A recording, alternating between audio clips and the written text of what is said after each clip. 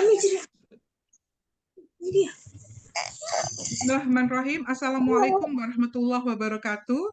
Pada hari ini, tanggal 30 September 2023, kita akan menyelenggarakan kuliah perdana mata kuliah dengan judul Hukum dan Transformasi Digital yang diajarkan di kelas program studi Magister Ilmu Hukum di Pascasarjana Universitas Wiraraja Sumeneb. Bapak Ibu sekalian, terima kasih sudah bergabung tepat waktu pada tatap muka yang pertama ini. Mohon izin saya memperkenalkan diri terlebih dahulu. Nama saya Yani Purnawanti. Saya adalah dosen di Fakultas Hukum Universitas Airlangga di bagian Hukum Internasional. Saya mengasuh mata kuliah dulu awal mulanya namanya Hukum E-commerce, kemudian sekarang pernah menjadi hukum telematika dan kemudian sekarang menjadi hukum siber kalau di Fakultas Hukum Unair ini sejak tahun 2000. Dan saya menjadi dosen luar biasa di Universitas Wiraraja sudah sejak lama, sejak diawalinya dengan program Magister Hukum di Universitas Narotama yang penyelenggaraannya bekerja sama dengan Universitas Wiraraja Sumeneb. Dan sejak Universitas Wiraraja Sumeneb menyelenggarakan program Magister Ilmu Hukum, maka sejak itu pula saya dilibatkan untuk mengajar mula-mula di mata kuliah Hukum Perdagangan Internasional yang menjadi core kompeten saya. Dan saya berbahagia sekali pada semester ini mendapatkan kepercayaan untuk mengasuh mata kuliah Hukum dan Transformasi Digital. Ini topik yang sangat menarik menurut saya. Makanya saya semangat mengajarkan mata kuliah ini. Bapak Ibu sekalian, nanti pada saat break saya akan mengundang Bapak Ibu sekalian untuk memperkenalkan diri terlebih dahulu. Tapi saya untuk menghemat waktu dan menghemat data panjenengan semua yang sudah terpakai tadi selama menunggu kelas berlangsung, saya mohon izin langsung untuk memulai perkuliahan ya Bapak Ibu. Baik, saya akan mulai dengan slide ini. Bisa dilihat ya Bapak Ibu sekalian. Dan PPT-nya sudah saya bagikan di ini Bapak Ibu sekalian di chat group. Jadi sambil nanti bisa diikuti, tapi untuk perkuliahan ini bisa dilihat di sini. Apakah sudah terlihat? Oh, sudah terlihat. Baik, bagus. Bapak-Bapak sekalian, Pak Akbar Arif, Pak Ansori, dan Pak Farhan, ini pada tatap muka yang pertama, tatap muka pertama ini nanti dari tepat setengah 8 sampai dengan pukul 12, itu akan ada 3 tatap muka, 3 pertemuan gitu ya. Saya akan memanfaatkan tatap muka pertama kita ini dengan menyampaikan kita memulai perkuliahan dengan yang informasi yang dasar. Jadi kita pengantar transformasi digital, kemudian aspek hukum pada bisnis di era transformasi digital, kemudian aspek hukum pada penyelenggaraan sektor publik di era transformasi digital. Nah, Bapak Ibu sekalian, mumpung di awal perkuliahan, saya akan sampaikan nanti UTS, jadi begini, kalau di tingkat, kalau pada level S1 itu tentu saya pengetahuan yang disampaikan itu sifatnya akhir dari perkuliahan itu adalah mahasiswa itu mengetahui landscape permasalahan pada hukum dan transformasi digital. Kemudian saya langsung kemudian menyampaikan ini undang-undangnya dan kemudian beberapa kasus mereka bisa menerapkan aturan hukumnya itu di dalam kasus yang perlu mereka jawab. Biasanya seperti itu. Tetapi kalau pada level S2 tentu saja yang diutamakan adalah daya analisa Bapak Ibu sekalian sehingga UTS dan UAS-nya nanti adalah akan berbentuk makalah yang berkesinambungan. Kalau nanti pada UTS-nya panjenengan semua setelah mengikuti kuliah tiga kali ini ya, berarti 9 kali perkuliahan, perkuliahan ke-8, perkuliahan ke-9 itu kan UTS. Itu nanti panjenengan semua saya harapkan sudah bisa memilih kira-kira dari persoalan di transformasi digital pada segmen bisnis, pada segmen publik, pelayanan publik, itu yang akan Bapak Ibu sekalian soroti lebih jauh gitu ya. Artinya permasalahan hukumnya apa, hukum yang dipakai apa, itu sektor yang bagaimana, itu sektor yang sebelah mana yang panjenengan minati, itu nanti keputusan dan alasannya itu adalah untuk UTS gitu ya. Nah, di UAS maka saya meminta Anda untuk melakukan in-depth research dari UTS-nya. Misalnya Pak Ansori tertarik bicara tentang data privacy. Maka kalau tadi berdasarkan perkuliahan kita sampai dengan tatap muka pertama, sampai dengan tatap muka ke-8, tentu saja Pak Ansori sudah tahu permasalahan pada digital privacy, digital data privacy itu apa saja. Oleh sebab itu kemudian Pak Ansori berminat, oke, saya akan membahas lebih jauh tentang data privacy-nya. Pak Ansori ketika UTS harus bisa menjelaskan pilihannya apa, kenapa memilih itu, persoalan hukumnya apa saja, dan undang-undang apa saja yang sekiranya diperlukan. Itu UTS, cukup menjawab seperti itu. Selama UTS sampai dengan UAS, silakan Pak Ansori melakukan in-depth research gitu ya. Sehingga nanti di UAS tinggal presentasi ke saya. Ibu, permasalahan pada digital privacy itu adalah ABCD, ditimbulkannya karena ABCD, cara penyelesaiannya adalah ABCD, hukum yang ada bisa mengcover masalah 1 dan 2, tetapi tidak 3 dan 4. Sehingga masih diperlukan penyelesaian hukum untuk aspek yang belum tercover. Ekspektasi saya seperti itu. Nah, Pak Farhan, terima kasih banyak sudah membuka kamera. Apa kabar, Bapak? Siap Bu, kabar baik alhamdulillah Bu. Iya. Nah, harapan saya nanti dari kumpulan akan ada 10 paper kan yang membahas tentang hukum dan transformasi digital. Nanti mari kita publikasikan bersama-sama.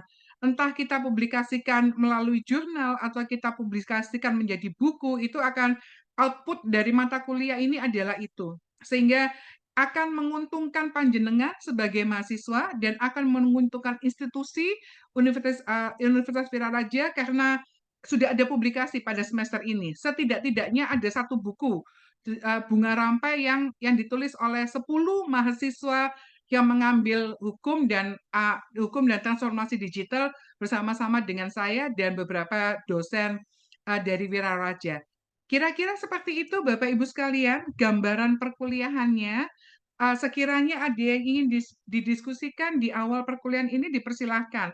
Saya sebetulnya ingin kenalan dulu sebentar. Pak Ansori, Pak Farhan bisa memperkenalkan sedikit. Kalau saya perkenalannya adalah S1 saya Fakultas Hukum UNER, kemudian saya punya sarjana sastra dari Stiba Satya Widya, kemudian Master of Law saya, LLM saya dari Temple University di Philadelphia, Amerika Serikat, dan sekarang saya sedang menempuh S3 di American University Sovereign Nation di Scottsdale di Texas. Tetapi karena setelah pandemi, maka sebelum pandemi saya juga tidak bisa berangkat. Seharusnya sudah bisa berangkat sebelum pandemi, kena pandemi, kemudian sampai sekarang saya masih berdiam di Surabaya. Jadi mudah-mudahan mohon doanya agar semuanya lancar. Saya dipersilakan kalau berkenan Pak Ansori, Pak Farhan, dan Pak Akbar memperkenalkan sedikit S1-nya dari mana, sekarang bekerja di mana, dan itu dulu mungkin. Dipersilakan Pak Ansori terlebih dahulu. Baik Bu. Ya, sorry.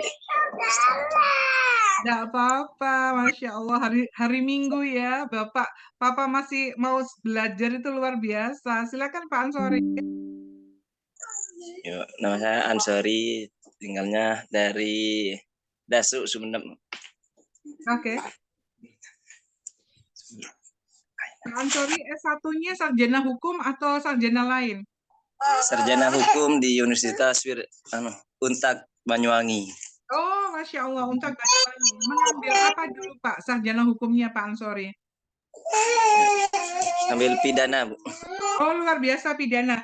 Nanti Pak Ansori mungkin tertarik untuk membahas aspek pidana dari transformasi digital ya Pak ya, mungkin boleh. Boleh tahu Pak Ansori sekarang ngastonya di mana Bapak, bekerjanya di mana? Masih mute Pak Ansori.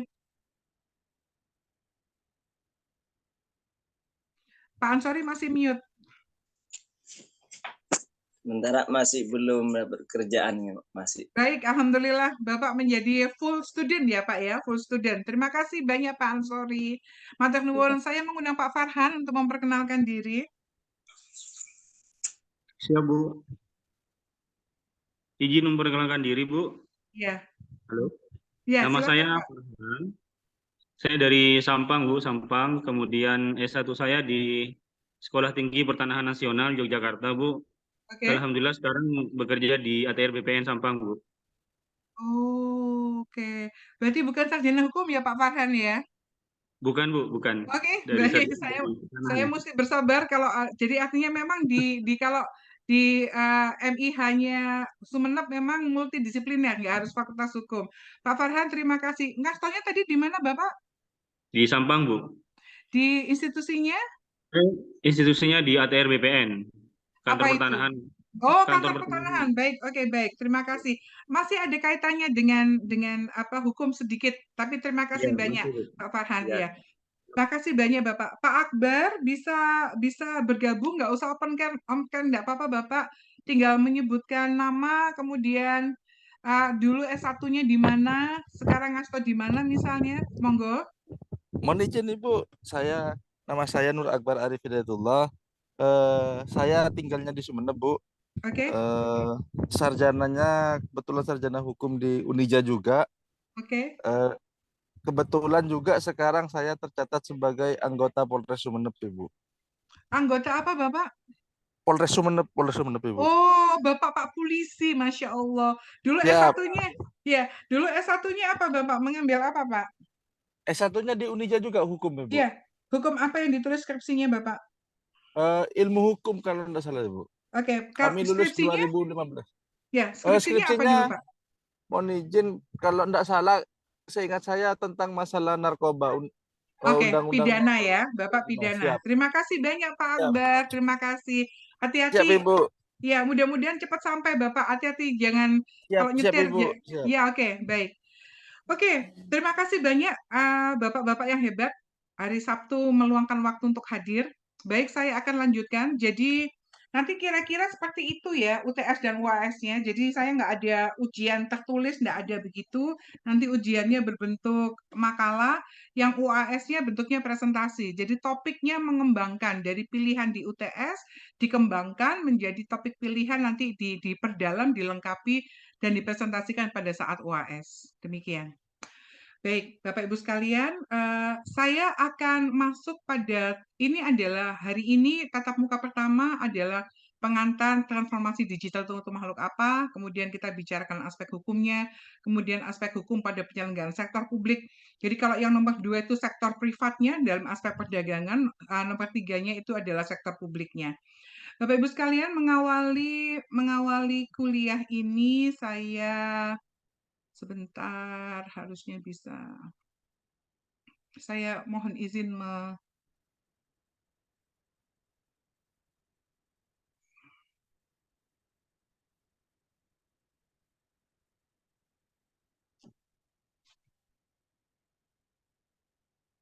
Oke. Selamat, monggo silakan diikuti video singkat ini Bapak Ibu sekalian, mudah-mudahan bisa diikuti dengan baik.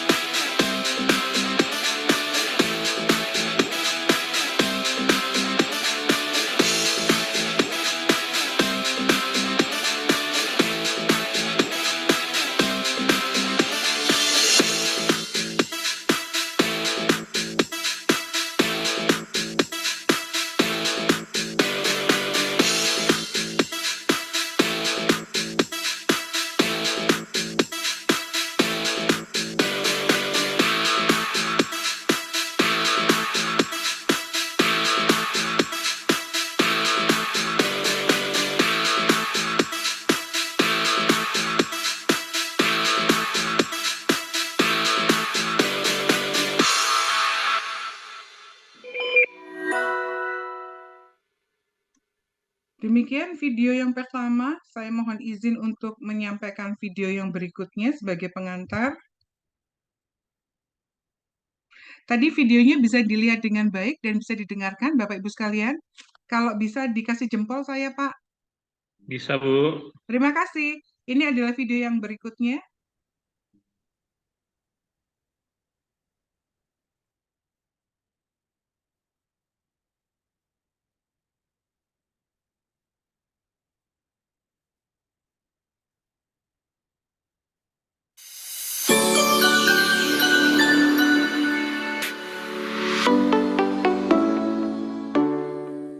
Ya, sebenarnya apa sih transformasi digital itu? Gitu. Saya ingin menggambarkan lebih sangat sederhana. Kita punya bangunan Lego, ada 10 Lego kita bentuk, dan itu adalah bisnis kita sekarang. Nah, kemudian kita diberi kesempatan karena ada tambahan potongan-potongan Lego yang 100 sampai 1000. Pilihan kita bagaimana membuat yang tadi bangunan Lego kita hanya 10, kita bisa melibatkan berbagai kekuatan yang ada, dari digital itu, yang ratusan itu menjadi bagian dari mentransformasi diri kita. Nah, itu cara melihat sebenarnya transformasi digital itu seperti apa. Jadi kita punya existing business, kemudian dengan banyaknya pilihan-pilihan teknologi yang composable, yang modularity, kemudian kita bisa melakukannya untuk membesarkan kemampuan yang ada dari kita sendiri. Menurut saya itu yang paling sederhana supaya kita bisa memahami bagaimana kemudian kita bisa mendesain masa depan kita sendiri dengan berbagai peluang-peluang yang ada dan kemampuan-kemampuan di luar yang kita bisa gabungkan menjadi kekuatan di kita dengan teknologi digital itu.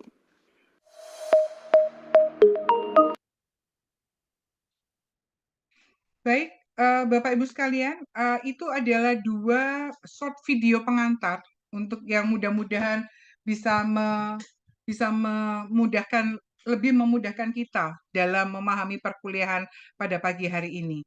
Nah, Bapak Ibu sekalian, mari kita bersama-sama mengikuti perkuliahan kita. Nah, tadi dari video pengantar mudah-mudahan panjenengan semua sudah mempunyai sedikit gambaran transformasi digital itu hewan apa gitu ya Bapak Ibu sekalian. Ini kalau ingin lebih dijelaskan, ini mohon izin saya menyampaikan. Transformasi digital itu adalah proses di mana suatu entitas mengadopsi teknologi digital untuk mengubah cara beroperasi mereka guna meningkatkan produktivitas, efisiensi, inovasi, dan keunggulan kompetitif. Definisi ini saya rangkum dari banyak definisi yang lain, sehingga keluarlah definisi yang saya rujukan ini. Sehingga ada adopsi teknologi baru, kemudian adopsi teknologi baru ini dimaksudkan untuk apa? Untuk meningkatkan produktivitas, meningkatkan efisiensi, inovasi, dan keunggulan kompetitif. Bapak Ibu sekalian, tadi dari video yang kedua itu sudah disampaikan bahwa kalau misalnya sekarang ini perusahaan kita itu ibaratnya adalah Lego dengan 10 pieces. Maka dengan transformasi digital itu kita kemudian menjadi punya misalnya 50 sampai 100 keping Lego. Akan diapakan tambahan 50 sampai 100 keping Lego itu? Keping-keping Lego yang baru itu adalah aspek digital, teknologi digital yang akan kita jadikan satu, kemudian kita melakukan remodeling dengan menambahkan komponen teknologi digital. Paragraf kedua pada slide saya mengatakan, transformasi digital itu bukan sekedar mengganti proses manual menjadi proses digital, bukan sekedar itu. Jadi bukan sekedar yang tadinya diketik pakai mesin ketik yang cetak, sekarang pakai komputer, tidak.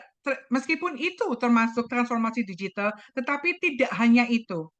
Jadi transformasi digital tidak sekedar mengganti proses dari manual menjadi lebih digital dan melibatkan teknologi komputasi dan informasi, tetapi juga tentang mengubah budaya dan strategi organisasinya. Itu pengantar tentang transformasi digital. Selanjutnya, Bapak Ibu sekalian, pada slide berikutnya, sekarang apa sih yang menyebabkan terjadinya transformasi digital? Nah, Bapak Ibu sekalian, yang pertama-tama tentu saja perkembangan teknologi itu menjadi penyebab utama mengapa kita perlu melakukan transformasi digital. Kemajuan teknologi digital seperti cloud gitu ya, AI, Internet of Things, konektivitas internet yang semakin cepat, semakin luasnya penggunaan perangkat komputasi mobile. Jadi kalau dulu yang namanya handphone itu segede batu bata, cuma bisa dibuat ngomong sama teks gitu ya. Sekarang semakin tipis, semakin ringan, bisa smartphone gitu kan. Komputer kalau yang dulu laptopnya kita itu dulu mungkin belinya masih tebelnya masih 20-an tebal dan berat gitu ya. Sekarang kan laptop-laptop sudah semakin ringan, semakin tipis dan seterusnya. Sehingga lebih itu yang saya katakan perangkat komputasi yang lebih mobile ditambah akses pada teknologi semakin mudah. Sepakat ya Bapak Ibu sekalian ya, akses terhadap teknologi semakin mudah. Dulu ketika pertama kali handphone itu muncul hanya bisa dihitung dengan jari, siapa yang bisa menggunakan siapa yang mampu membeli handphone dan siapa yang mampu mengoperasikan handphone. Sekarang handphone dan smartphone itu sudah menjadi kebutuhannya kita. Siapapun mampu membeli handphone, tergantung mau model yang mana, tergantung dari kemampuan keuangan masing-masing gitu ya. Dan terjangkau telah menciptakan kesempatan baru dan mengubah cara orang berinteraksi dengan dunia. Mudah-mudahan Bapak-Bapak sekalian sepakat bahwa memang perkembangan AI itu menjadi pendorong pertama dan utama mengapa transformasi digital itu diperlukan. Berikutnya, data yang tersedia semakin banyak. Ini berkaitan dengan yang pertama, Bapak Ibu sekalian. Karena hampir semua orang sekarang punya handphone, hampir semua orang sekarang itu ketika mengakses WhatsApp misalnya, kan ketika membuka WhatsApp akan ditanya umurnya berapa, kemudian tinggalnya di mana, jenis kelaminnya apa, ditambah lagi dengan AI, ditambah lagi kalau smartphone-nya kita kemudian ada YouTube-nya gitu ya, kita jadi tahu yang biasanya kita buka di YouTube itu seperti apa. AI merekam itu sehingga data yang tersedia itu lebih banyak. Tersedia lebih banyak oleh datanya siapa? Datanya pengguna. Yang bisa direkam oleh siapa? Direkam oleh pebisnis, yang bisa direkam oleh pemerintah kan gitu ya. Sehingga dengan tersedianya data yang semakin besar dan semakin mudah diakses, maka data ini bisa digunakan untuk menganalisa dan mengambil keputusan lebih baik. Itu. Kemudian yang ketiga, nah, kalau perkembangan ini sambungan dari yang pertama dan kedua. Karena perkembangan teknologi itu semakin pesat, kemudian perkembangan teknologi itu membuka kesempatan untuk data yang lebih banyak. Maka sebetulnya jadinya sayang kan kalau kesempatan ini tersedia tetapi tidak dimanfaatkan gitu ya. Entitas yang mengadopsi teknologi digital dengan efektif, tepat guna, tepat sasaran itu dapat menciptakan keunggulan kompetitif, meningkatkan efisiensi, melakukan inovasi, dan merespon perubahan pasar sehingga dapat memenangkan persaingan. Gitu ya. Kemajuan teknologinya ada, datanya banyak, kalau tidak dimanfaatkan, rugi yang tidak memanfaatkan. Karena tiga komponen ini tersedia. Sehingga sangatlah sayang ketika kesempatan perkembangan teknologi yang ada, yang bisa mendorong efisiensi dan segala macam, itu tidak dimanfaatkan, itu sebuah kemubaziran gitu ya. Kemudian penyebab berikutnya, perubahan ekspektasi konsumen. Kalau dulu kita misalnya mengurus KTP itu butuh bolak-balik lebih dari 3 kali ke kelurahan, ya kan? Kemudian nanti misalnya nggak ke kelurahan, datang ke RW, datang ke RT, datang ke RW, ke kelurahan minta stempel, baru ke kecamatan. Itu pun nunggu sampai 10 seminggu misalnya paling paling cepat itu bisa jadi. Atau mungkin bisa lebih lama dari itu, gitu kan ya. Sekarang dengan fasilitas publik pun sudah mampu menyelenggarakan pelayanan publik dengan sangat cepat. Apalagi konsumen sekarang yang di aspek bisnis Anda semua tentu sudah menyadari gitu ya. Ekspektasi konsumen itu kalau beli barang sekarang melalui handphone saja, kemudian 3 hari sudah nyampe, Pak, barangnya. Bayangkan, artinya memang ekspektasi konsumen yang lebih melek teknologi dan konsumen yang semakin terpapar dan yang terlibat dengan pemanfaatan teknologi sekarang, itu mengharapkan mendapatkan pengalaman yang lebih baik, lebih cepat, lebih presisi, dan lebih personal dalam hubungannya dengan sebuah entitas. Ketika dia belanja di Shopee misalnya, ketika dia belanja di Lazada misalnya, maka ekspektasinya adalah kalau beli sekarang ini kan orang bukan menganggap, memang senyatanya membeli online itu jauh lebih mudah, menjadi jauh lebih murah gitu ya. Kalau Bapak Ibu sekalian mengikuti kabar terakhir, Pak Presiden sampai kemudian mengeluarkan aturan melarang orang berjualan melalui TikTok. Karena apa? Karena dengan TikTok itu orang bisa menjual dengan barang lebih murah, tidak perlu keluar rumah, dan di TikTok itu semakin mudah memberikan diskon, sehingga pasar-pasar menjadi sepi, dan itu terbukti. Sehingga kemudian kalau TikTok sebagai media untuk promosi boleh, tetapi TikTok dilarang untuk dijadikan media untuk bertransaksi. Itu ya. Kemudian tantangan bisnisnya. Entitas publik dan privat itu dihadapkan pada tantangan yang bersifat bisnis maupun yang bersifat non-bisnis yang semakin kompleks, seperti meningkatnya persaingan, perubahan perilaku konsumen, tuntutan untuk kepatuhan regulasi. Tantangan-tantangan ini, Bapak Ibu sekalian, transformasi digital itu bisa membantu agar entitas menjadi lebih responsif dan adaptif terhadap tantangan-tantangan ini. Itu. Jadi disrupsi transformasi digital terjadi di mana saja. Terjadi bisa di alat transportasi, kita sekarang sudah tahu Gojek, kemudian online, kalau dulu kita cari taksi, kita harus jalan dulu ke jalan besar, kemudian nunggu taksinya lewat gitu ya. Kemudian kalau weather, perakiraan cuaca menjadi lebih presisi gitu kan. Kemudian education, karena kemarin pandemi kita merasakan sendiri, ada ruang guru. Sekarang yang kita lakoni sekarang ini adalah bentuk transformasi digital. Karena dulu kalau saya mengajar di Sumeneb, saya harus pergi ke Sumeneb. Sekarang dengan adanya platform Zoom gitu ya, saya tidak perlu datang ke Sumeneb, meskipun saya sungguh sangat ingin datang ke Sumeneb. Sumeneb itu kota yang indah, Pulau Madura itu eksotik gitu ya. Tapi kita menyelenggarakan ini adalah salah satu wujud atau contoh sederhana terjadinya transformasi digital di bidang edukasi. Consumer goods, kita tahu sendiri bahwa tingkat belanja e-commerce itu luar biasa, tidak hanya platformnya, tidak hanya e-commerce, nggak hanya sekarang. Dulu mungkin awal-awal kita cuman belanjanya tahunya di Amazon, tahunya di Alibaba gitu ya. Sekarang kita sudah punya Shopee, kita sudah punya Lazada dan seterusnya gitu kan. Beli buku di gramedia.com juga sudah ada dan seterusnya. Kemudian agriculture, ada research, ada manufacturing, healthcare. Mungkin Bapak Ibu sekalian yang penting kita soroti adalah mengingat kemarin itu pandemi ya kan. Kalau pandemi yang gelombang kedua itu pemerintah sudah lebih siap menghadapinya.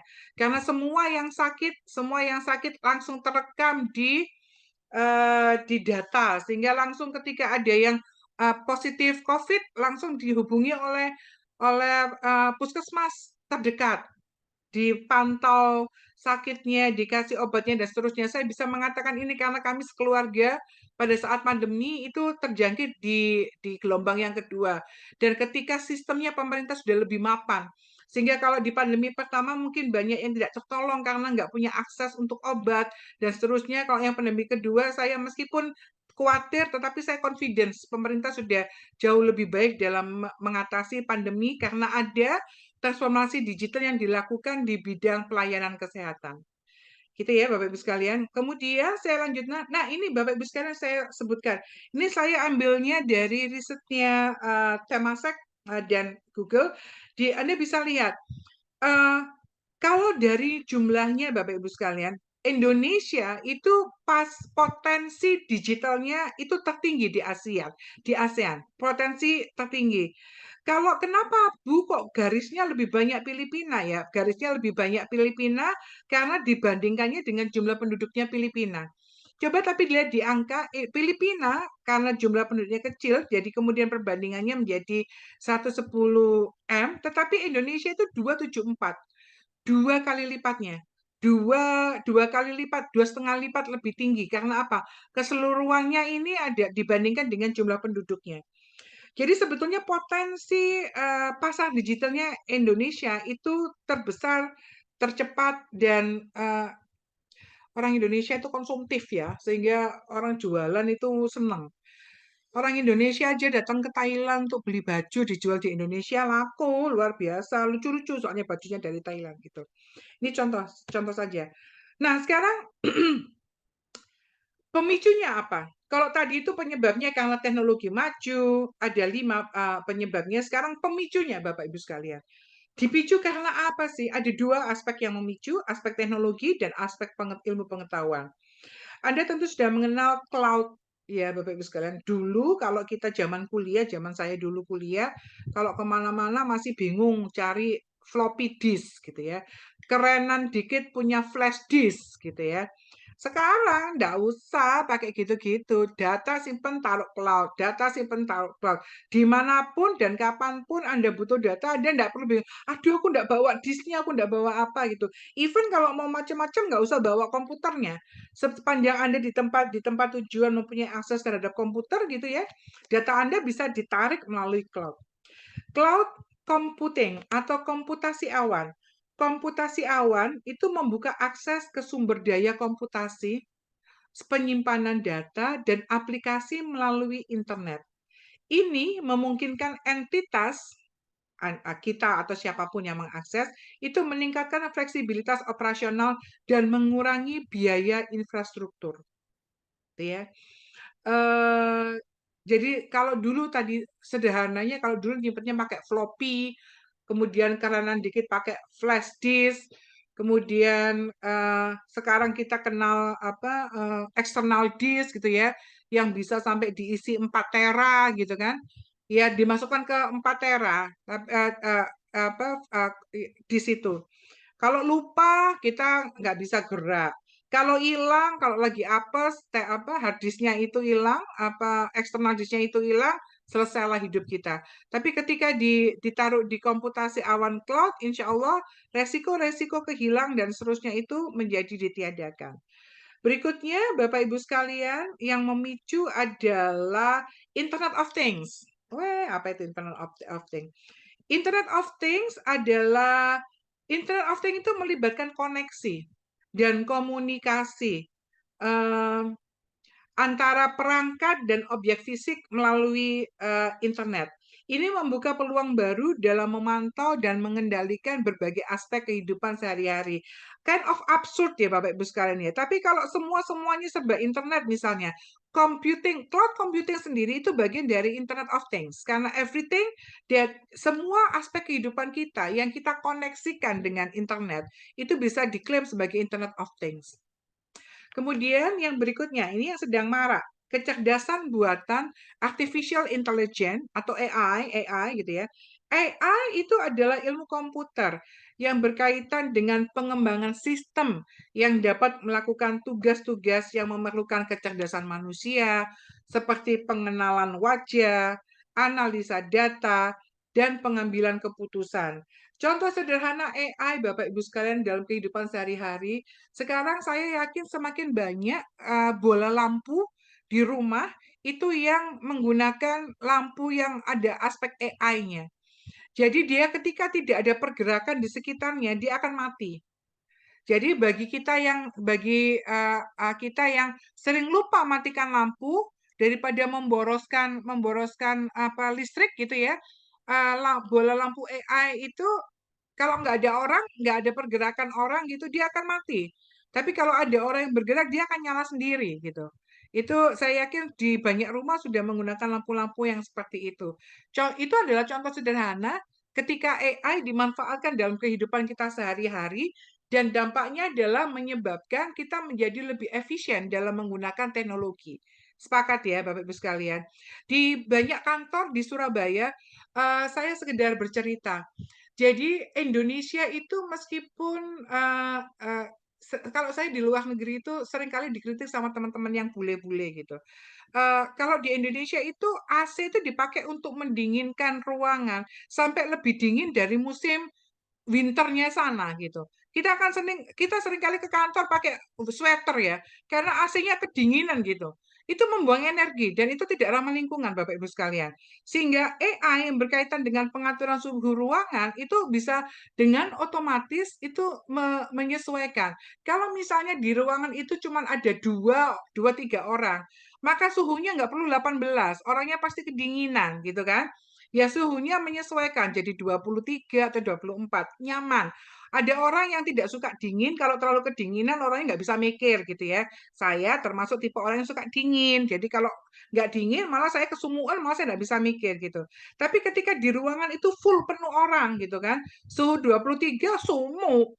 Ada apa di dalam ruangan? Sudahlah kita bayar listrik untuk bayar AC yang mahal, tapi kok kita masih kepanasan sehingga AC yang punya AI itu kemudian merendahkan suhunya sehingga menjadi cukup sejuk untuk di dalam ruangan yang dihuni atau ditempati orang yang lebih dari misalnya 20 gitu. Itu salah satu contoh yang paling sederhana pemanfaatan AI pada kehidupan kita sehari-hari Bapak Ibu sekalian. Jadi AI bukan sekedar soal chat GPT saja, tetapi dalam aspek keseharian itu AI sangat membantu untuk mengefisiensikan pola hidup kita. Gitu ya. Pemicu berikutnya adalah data analitik. Data analitik itu mencakup pengumpulan, pengolahan, analisa yang membantu entitas atau organisasi untuk mengambil keputusan dan merespon pasar dengan lebih baik dan lebih tepat berdasarkan bukti. Jadi kalau data analis tadi itu saya sebutkan apa sih sebetulnya benefit yang ditawarkan oleh digital transformasi, ya dengan adanya digital transformasi tadi itu sudah saya sebutkan, mohon maaf, saya majukan ke depan. Sebentar, ini kok freeze ini saya.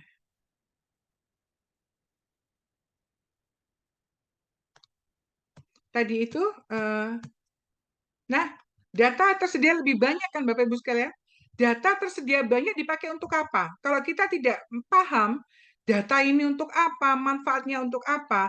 Nah, kemudian AI itu akan memanfaatkan data yang kita punya itu untuk ini Bapak Ibu sekalian. Yang keempat, analisa data. Datanya banyak, sehingga dengan data yang banyak dibantu menganalisa dengan data analitik sistem gitu ya, sehingga kita bisa mengambil keputusan yang lebih tepat dalam merespon pasar. Itu salah satu insentif kenapa digital transformasi itu harus kita rayakan.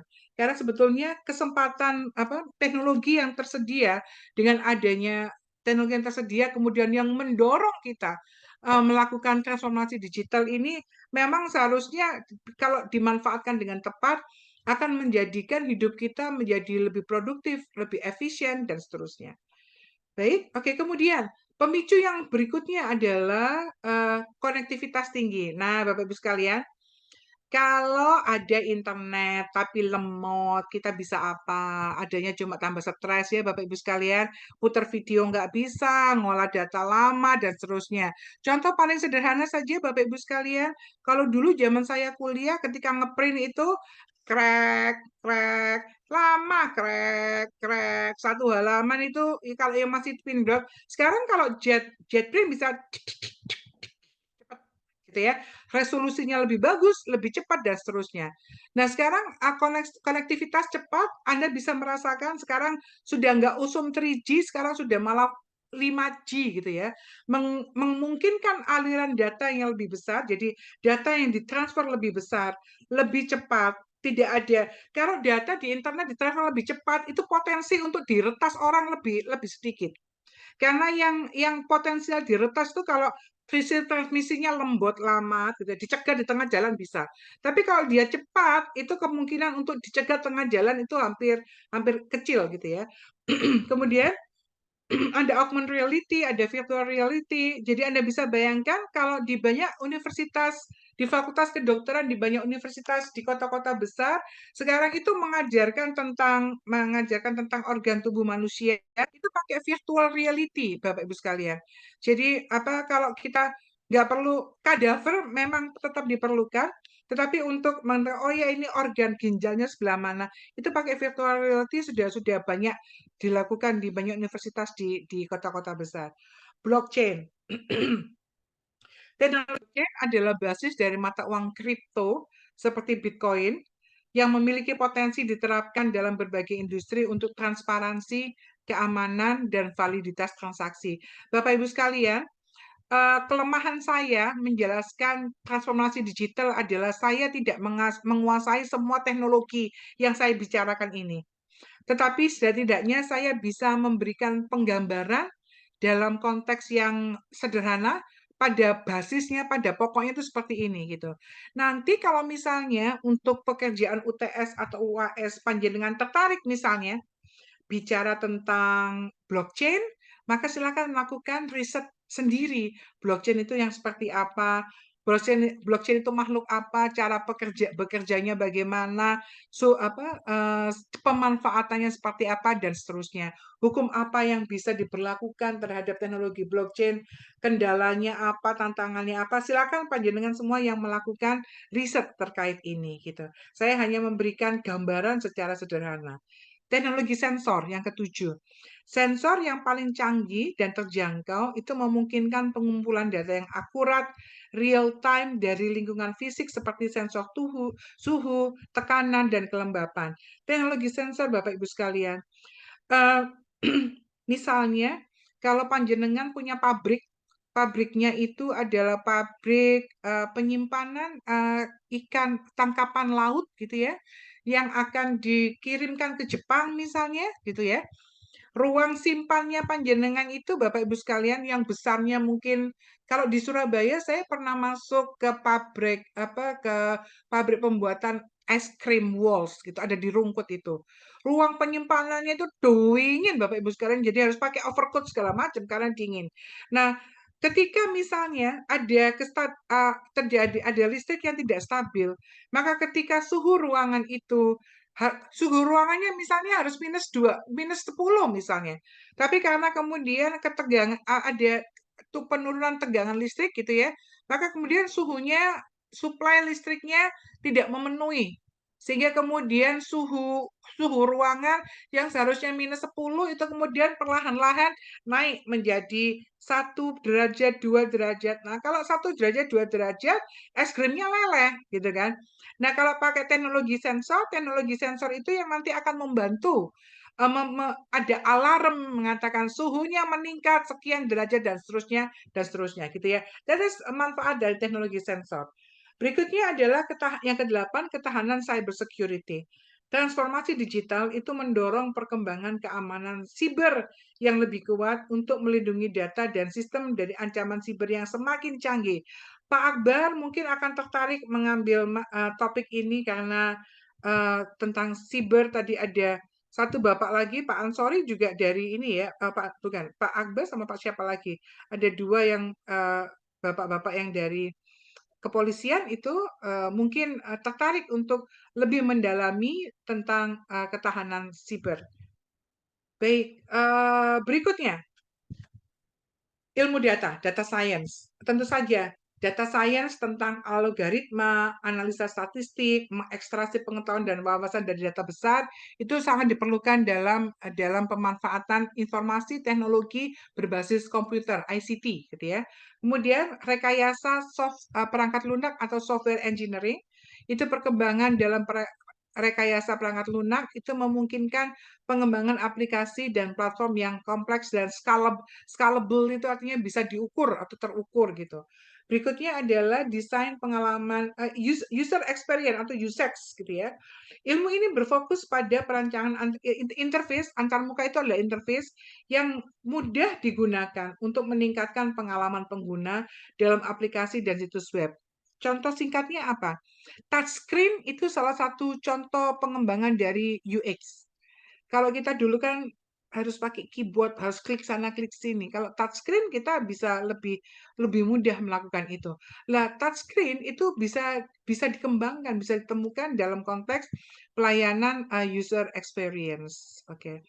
Genomika itu adalah ilmu tentang pemahaman lebih dalam tentang genetik manusia dan pengembangan terapi yang lebih personal. Sehingga ini tidak hanya eksklusif digunakan di sektor kesehatan, tetapi di sektor teknologi juga ada gitu kan. Seperti yang kita lakukan ini, misalnya pengguna internet anak-anak itu kecenderungannya dipelajari dengan ilmu genomik itu, oh ternyata anak-anak itu mudah tertarik ketika tampilannya dengan warna dasar. Yang untuk anak-anak jangan membuat tampilan dengan durasi lebih dari sekian detik karena anak-anak nggak bisa dengerin. Hal-hal yang seperti itu. Jadi genomik itu dipelajari adalah memahami lebih dalam tentang genetika manusia dan pengembangan terapi yang lebih personal. Terapi kesehatan sudah pasti, tetapi juga pada pemanfaatan teknologi dalam kehidupan sehari-hari. Itu mungkin tentang apa yang menjadi pemicu. Kemudian tantangan. Nah, tantangan. Sebentar, saya mau tanya dulu Bapak Ibu sekalian. Bagaimana? Bu Rini, terima kasih banyak Bu Rini sudah open cam. Ya, matur nuwun sangat. Bagaimana Bapak Ibu sekalian kalau merasa bisa diikuti dengan baik, coba saya dikasih jempol Bapak Ibu sekalian. Bisa jempoli saya nggak? Bisa jempoli saya nggak? Ada di... Oke, terima kasih Pak Ansori, Pak Akbar, Bu Rini. Oke, terima kasih banyak. Pak Ahmad luar biasa, sedang ada di luar. Oke, terima kasih Pak Farhan. Oke, terima kasih. Saya mohon izin melanjutkan ya Bapak Ibu sekalian. Sekarang apa sih tantangan yang timbul bagi entitas yang melakukan transformasi digital? Nah, ini saya sampaikan tantangannya. Saya identifikasikan tantangannya. Yang pertama, adanya perubahan budaya organisasi. Jadi sebetulnya gini, kalimat pertamanya, tantangan terhadap entitas yang melakukan transformasi digital itu bisa sangat bervariasi, tergantung pada faktor-faktor seperti ukuran organisasi, industri, infrastruktur awal, dan budaya perusahaan. Nah, perubahan budaya. Nah, kemudian kalau kita bahas lebih detail lagi, tantangannya apa bagi entitas yang melakukan transformasi digital? Yang pertama, adanya perubahan budaya organisasi. Nah, tadi ini sangat berkaitan dengan video yang di awal tadi saya sampaikan. Kalau saya mohon izin untuk memutarkan kembali, karena ini berkaitan dengan yang tadi. Nah, ini Bapak Ibu sekalian, saya mohon izin putarkan ini lagi, Nje.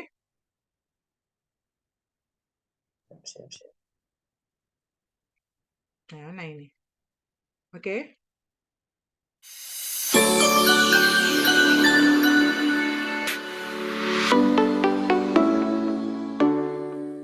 Ya, sebenarnya apa sih transformasi digital itu? Gitu. Saya ingin menggambarkan lebih sangat sederhana. Kita punya bangunan Lego, ada 10 Lego kita bentuk, dan itu adalah bisnis kita sekarang. Nah, kemudian kita diberi kesempatan karena ada tambahan potongan-potongan Lego yang 100 sampai 1000. Pilihan kita bagaimana membuat yang tadi bangunan Lego kita hanya 10, kita bisa melibatkan berbagai kekuatan yang ada, dari digital itu, yang ratusan itu menjadi bagian dari mentransformasi diri kita. Nah, itu cara melihat sebenarnya transformasi digital itu seperti apa. Jadi kita punya existing business, kemudian dengan banyaknya pilihan-pilihan teknologi yang composable, yang modularity, kemudian kita bisa melakukannya untuk membesarkan kemampuan yang ada dari kita sendiri. Menurut saya itu yang paling sederhana supaya kita bisa memahami bagaimana kemudian kita bisa mendesain masa depan kita sendiri dengan berbagai peluang-peluang yang ada dan kemampuan-kemampuan di luar yang kita bisa gabungkan menjadi kekuatan di kita dengan teknologi digital itu.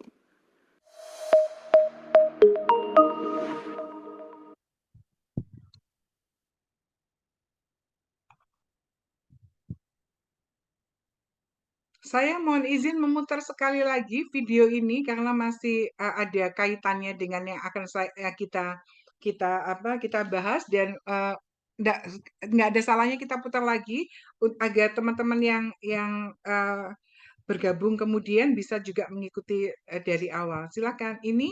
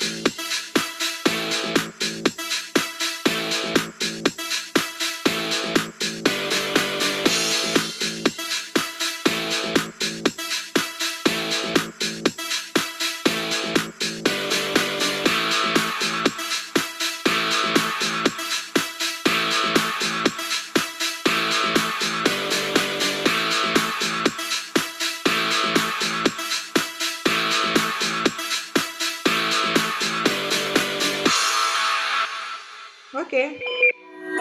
Nanti sambil berjalan bisa dilihat-lihat sendiri ya Bapak Ibu sekalian. Oke, sebentar.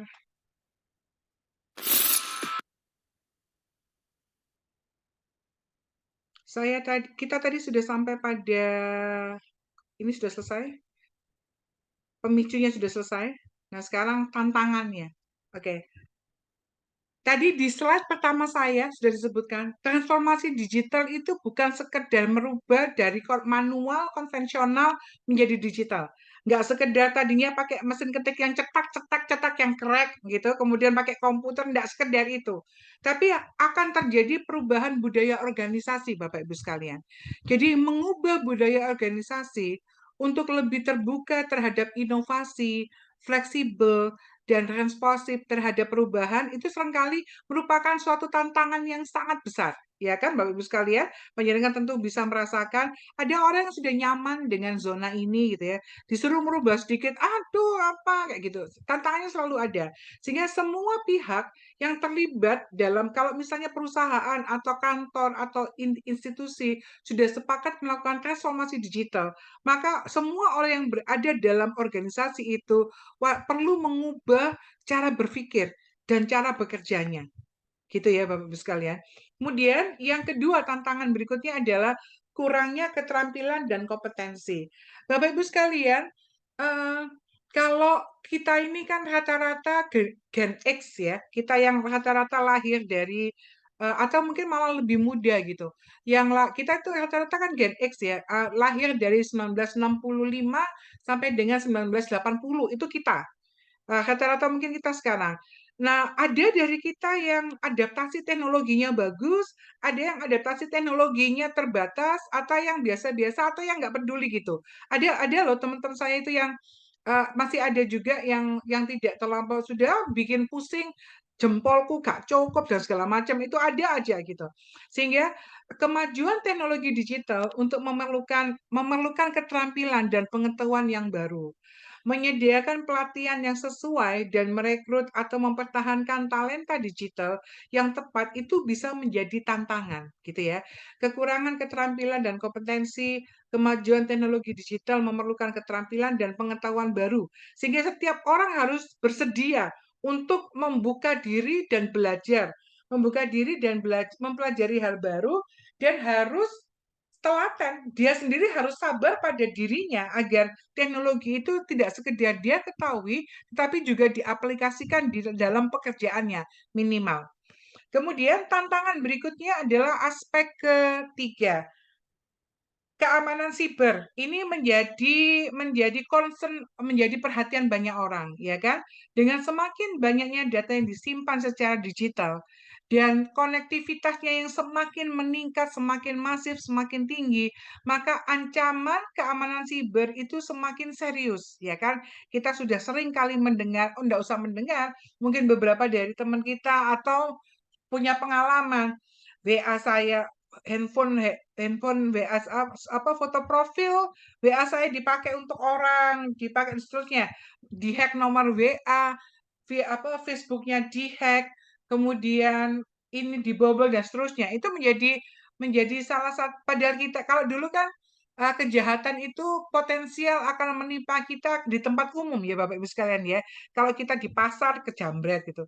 Tapi kita di dalam rumah nggak ngapa-ngapain itu bisa menjadi sasaran kejahatan siber yang sekarang. Sehingga memang keamanan siber itu menjadi persoalan yang tidak boleh dianggap remeh. Berikutnya, biaya dan investasi. Transformasi digital itu memerlukan investasi dalam teknologi, pelatihan, dan perubahan infrastruktur, tentu saja. Jadi kalau contoh saja kalau di banyak ini Bapak Ibu sekalian di banyak tempat institusi bekerja, dulu mungkin komputer itu cuma ada dalam satu ruangan cuma ada 1-2 komputer gitu ya. Sekarang kan di depan mejanya kita sudah ada komputer, di depan mejanya kita sudah ada laptop gitu ya. Sehingga kantor kemudian harus mengeluangkan dana untuk melengkapi kebutuhan itu, karena sekarang nggak ada orang yang kerjanya nggak melibatkan laptop, nggak ada lagi orang kerjanya dengan nulis di buku, nggak ada. Semua orang kerjanya pakai laptop sekarang, yakin kan? Di semua kantor, nggak di kota besar atau dimanapun tuh selalu begitu sekarang kinerja dalam kantor. Biaya dan investasi, transformasi digital itu nggak murah tentu. Tapi kemudian efisiensi itu menjadi imbalan, Bapak Ibu sekalian. Ketika kita menyelenggarakan perangkat digital itu mungkin tidak murah, tetapi kita bisa merasakan efisiensinya, produktivitas meningkat, dan seterusnya. Oke, kemudian kepatuhan regulasi tantangannya. Banyak sektor, baik komersial ataupun pelayanan publik, itu ada aturan ketat terkait dengan penggunaan data dan privasi konsumen.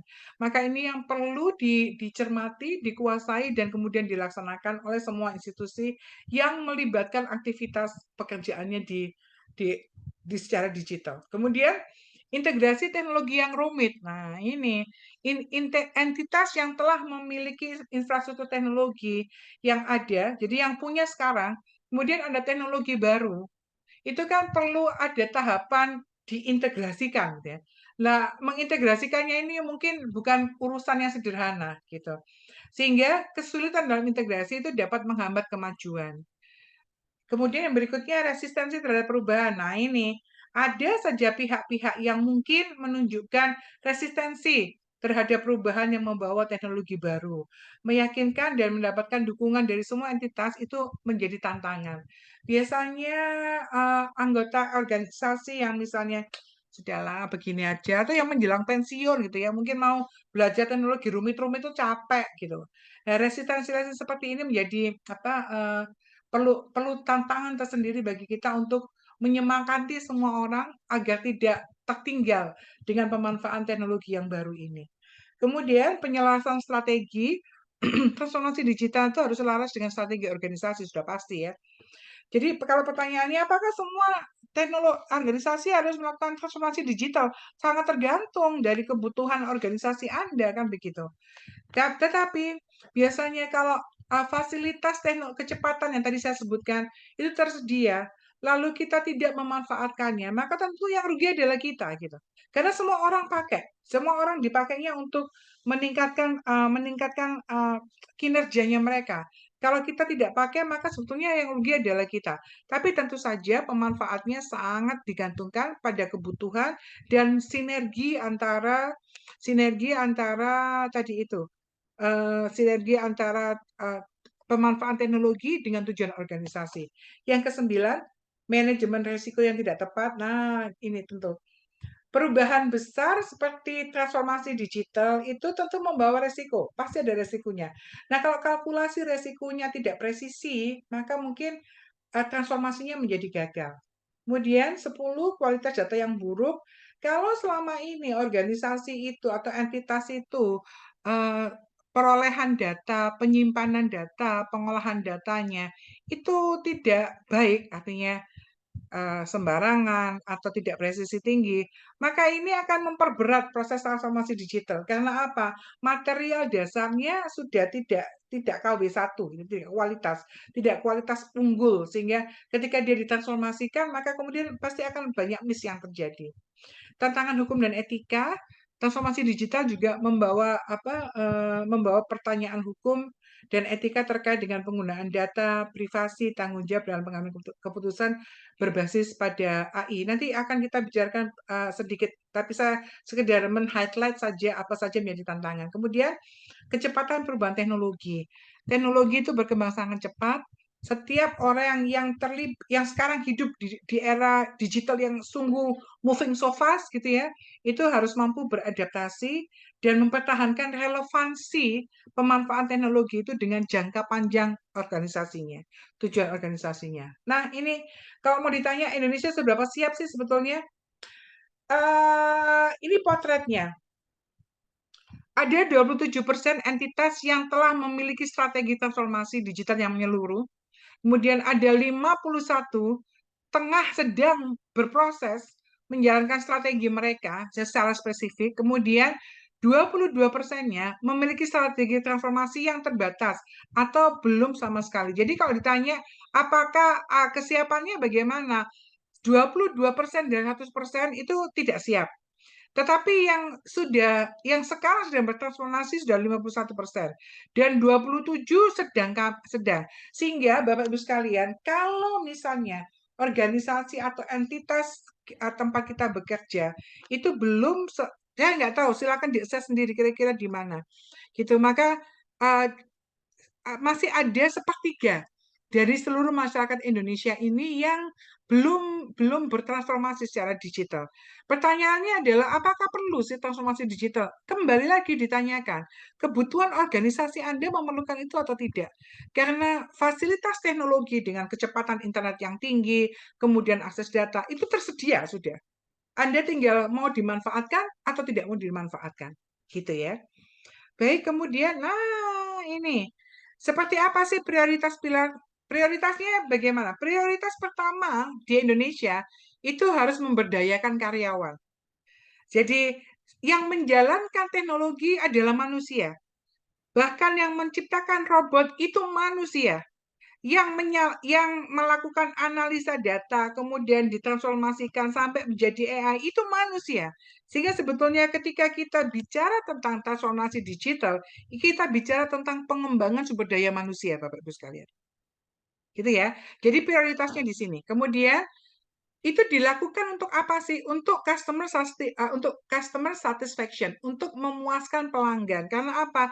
Yang kita lakukan orang dengan orang itu kita penyedia, kemudian yang menggunakan jasa kita juga tentu harus dilibatkan.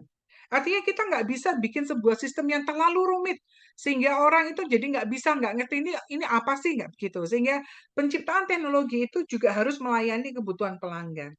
Kemudian yang ketiga prioritasnya adalah yang tadi itu. Kalau di awal slide saya sebutkan bahwa transformasi digital itu dimaksudkan agar siapapun yang menggunakan teknologi siapapun yang melakukan transformasi digital ini itu akan mendapatkan efisiensi, gitu ya, efisiensi, kemudian tadi itu inovasi, perkembangan dan seterusnya. Jadi pemanfaatan teknologi dalam proses transformasi digital itu seharusnya mengoptimalkan kegiatan operasional.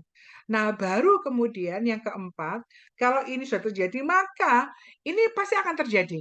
Transformasi produk dan penerapan model bisnis baru itu pasti akan terjadi.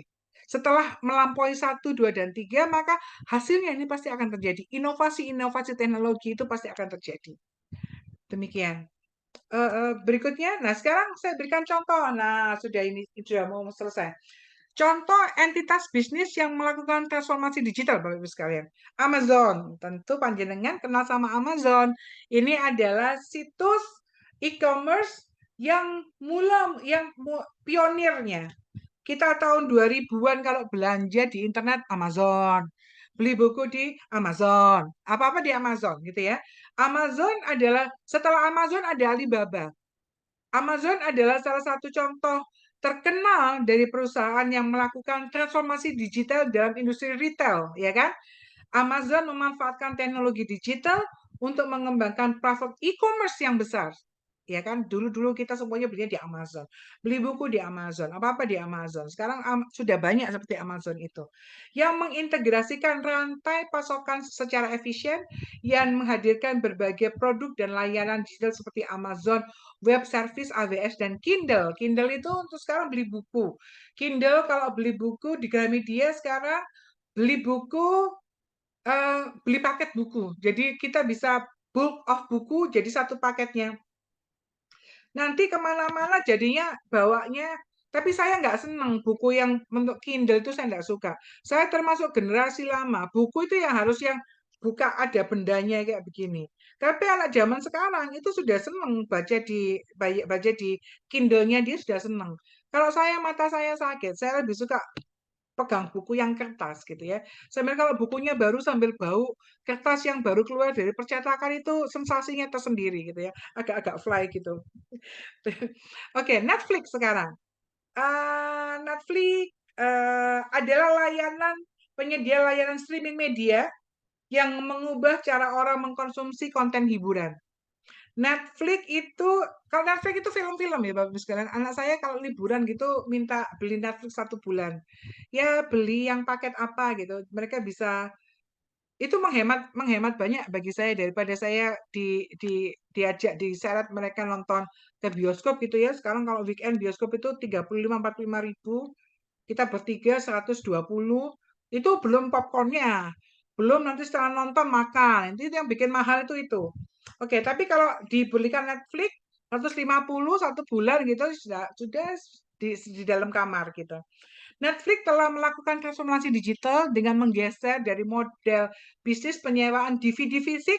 Ya, Bapak Ibu sekalian masih ingat ya zaman dahulu ya, ada dekodernya, DVD-nya itu ini dijeblok-jeblok itu. Nanti kalau 10 hari 10 judul dikembalikan dan seterusnya. Menjadi penyedia konten streaming online. Teknologi mereka mengubah cara kita menonton film dan acara TV. That is Netflix. Tesla. Nah, Tesla itu punyanya Mas Elon Musk. Tesla adalah produsen mobil listrik yang memanfaatkan teknologi digital untuk mengubah industri otomotif. Kalau sekarang sebagian dari kita mobilnya masih pakai bensin, enggak apa-apa. Mobil saya juga masih manual, tambah jadul lagi.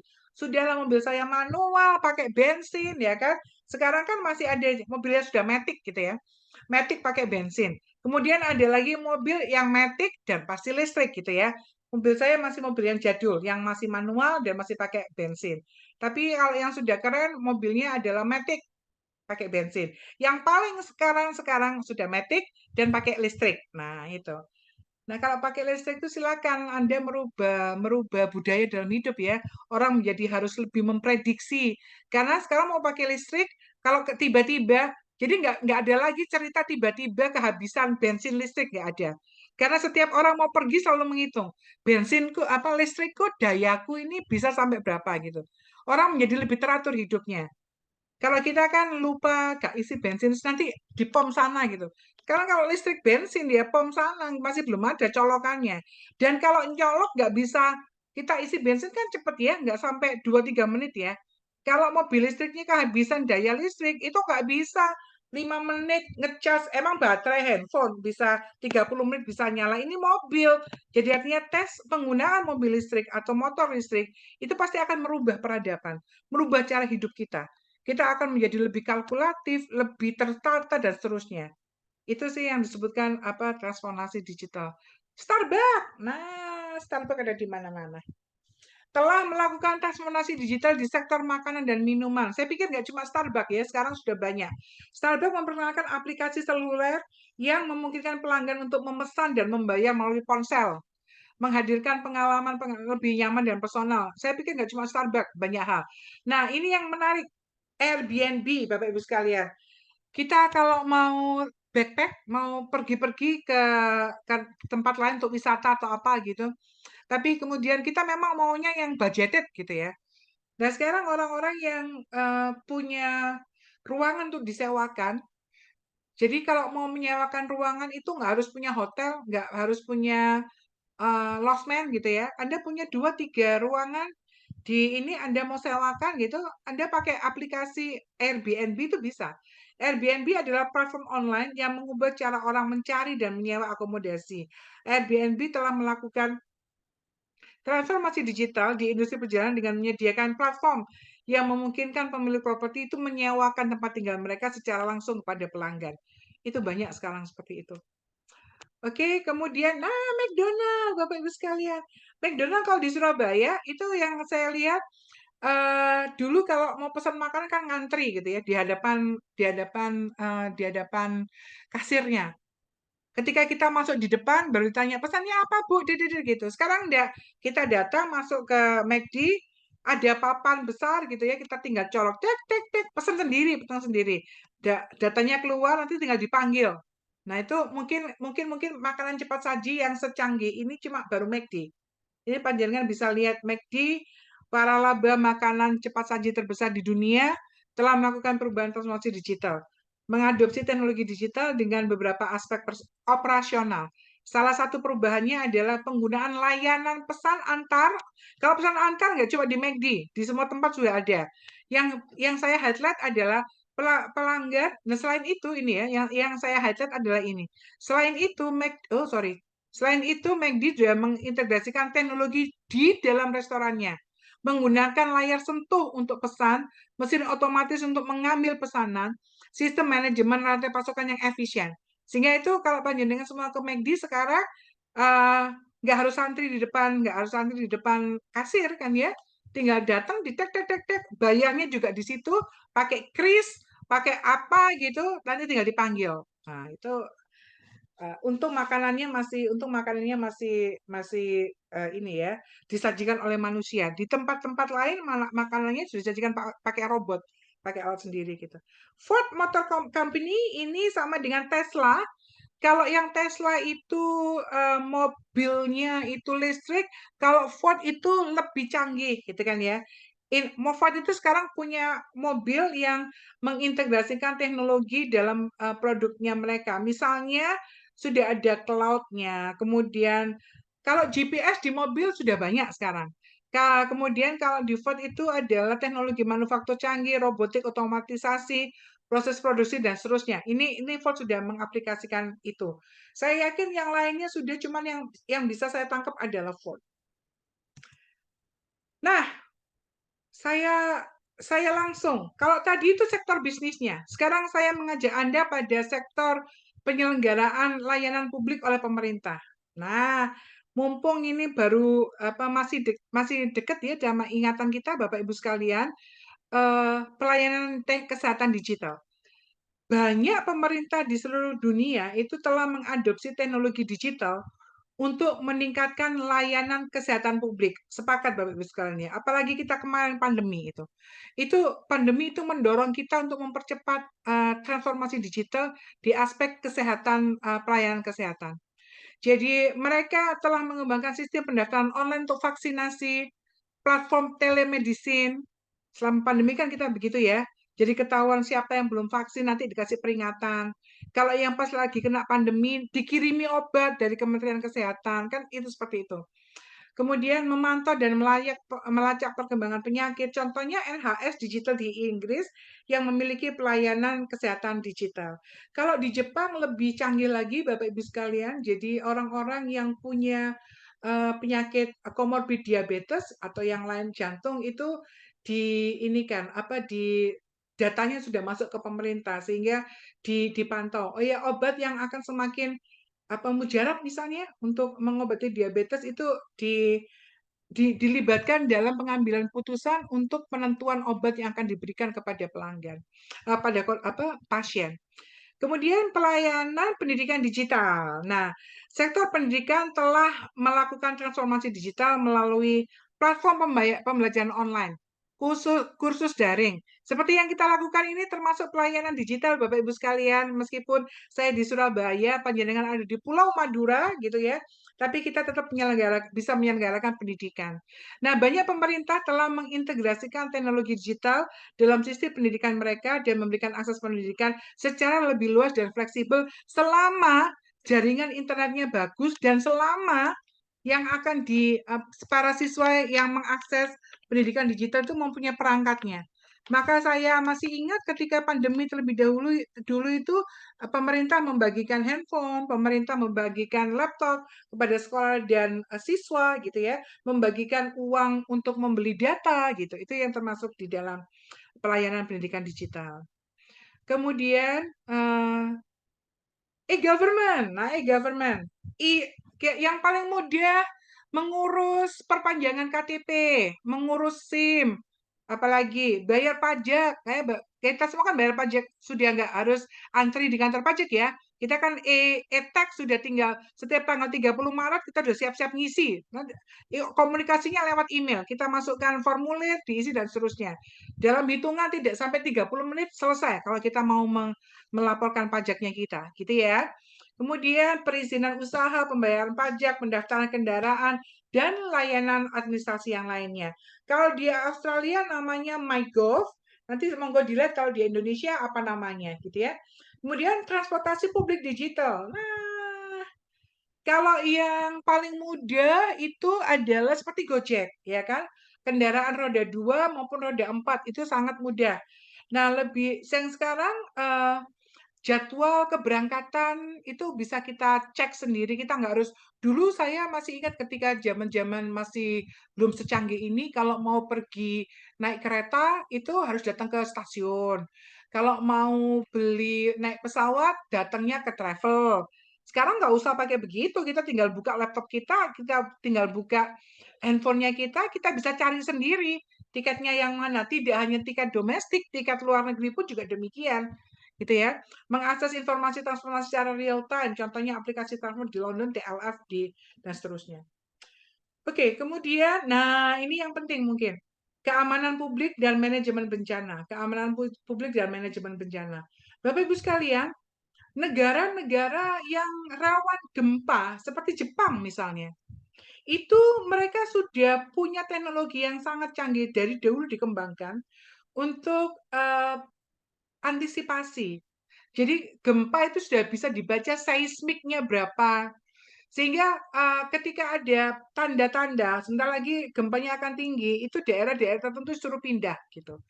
Dan daerah-daerah yang rawan gempa itu persyaratan pendirian bangunannya menjadi berbeda dengan daerah-daerah yang tidak rawan gempa, gitu ya. Sehingga kalau di Indonesia juga sebetulnya bisa dilakukan itu, sehingga korban yang timbul karena bencana alam itu bisa diminimalkan, setidak-tidaknya ditiadakan. Kerugiannya hilangnya nyawa itu bisa dihindari. Bisa, maksudnya ya kalau memang sudah waktunya meninggal memang akan meninggal, tetapi kalau berkaitan dengan bencana itu mitigasi bencananya bisa dilakukan dengan lebih baik. Jadi di sini kalau mohon izin dibacakan, pemerintah telah menggunakan teknologi digital untuk meningkatkan keamanan publik dan manajemen bencana.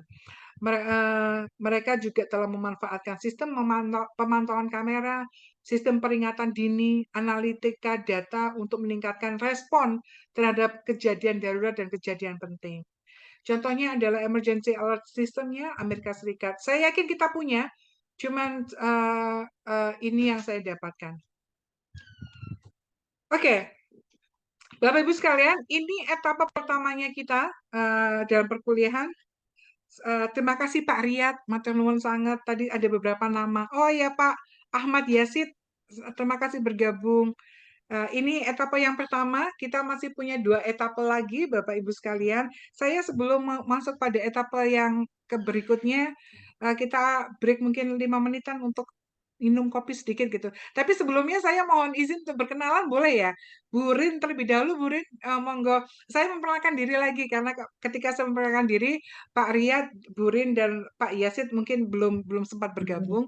Saya Yani Purnawanti, Bapak Ibu sekalian. Saya sehari-hari adalah dosen di Fakultas Hukum Universitas Airlangga.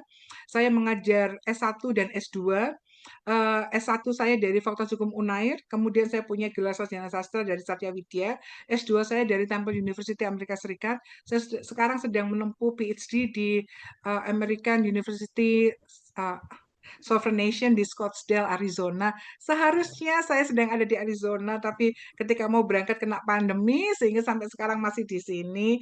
Dan struggle cari beasiswa lagi, karena beasiswanya lapse, kan udah lebih dari 3 tahun. Mohon doanya. Itu monggo, Burin, monggo dipersilahkan memperkenalkan diri sebentar. Oke, terima kasih Bu. Saya ini Indriati Adiwijaya dari Sumeneb, kerja di DPM PTSP Naker Kabupaten Sumeneb, Ibu. Mohon maaf tadi agak terlambat karena masih di sanggar senam, Ibu. Nggak apa-apa, Ibu. Terima kasih banyak. Kalau saya sih sangat mengapresiasi ya Bapak-bapak sekalian ini pada hari kerja bekerja, hari Minggu kuliah itu saya luar biasa salut. Burin S1-nya sarjana hukum. Satunya sarjana hukum di Dari Universitas Raja.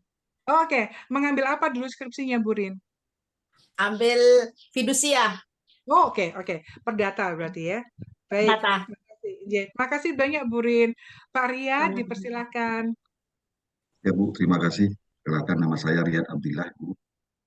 Tugas sehari-hari di OPT Pelayanan Sosial Bina Remaja Pamekasan, Dinas Sosial Provinsi Jawa Timur.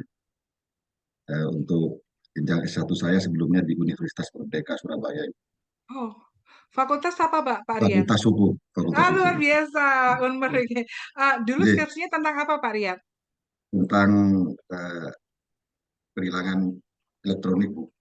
Kebetulan saya waktu itu masih di Dinas Perhubungan Provinsi Jawa Timur. Oh, Jadi oke, saya oke. berhubungan. Jadi dengan tema transformasi digital Bapak kenal dekat ya karena Insya dulu Allah, kuliah insya Allah, S1 Ibu. ya, alhamdulillah ya.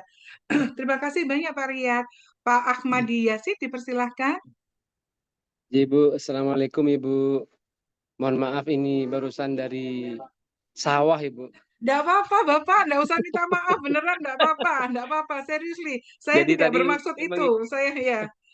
Tadi mengikuti kuliah hanya by audio saja, visualnya Iya, kadang mati, kadang hidup. iya. Saya sebelumnya pernah kuliah di Universitas Muhammadiyah Yogyakarta, Fakultas Hukum, pada spesialisasi Hukum Tata Negara, Ibu. Oke. Dan sehari-hari saya bekerja di Jawa Pos. Oh, Bapak wartawan? Enggak, Bu. Wow. Sudah lama. Sudah 20 tahun di Jawa Pos, Bu. Ah, luar biasa. Mengasuh rubrik apa, Bapak? Saya sudah nggak ngurus keredaksian, ngurus manajemen sekarang. Ah, luar Jadi biasa. gang wilayah Madura, Ibu. Ah, luar biasa, luar Iya, biasa. Bu. Nanti bisa bantu saya ya, Pak ya, untuk Siap, mengedit Ibu. tulisannya teman-teman. Terima Insya kasih. Allah. Alhamdulillah Siap, Bu. ya. Makasih. Siap, Yang makasih, belum, makasih, Bu. yang belum, maaf, ini saya pause dulu aja.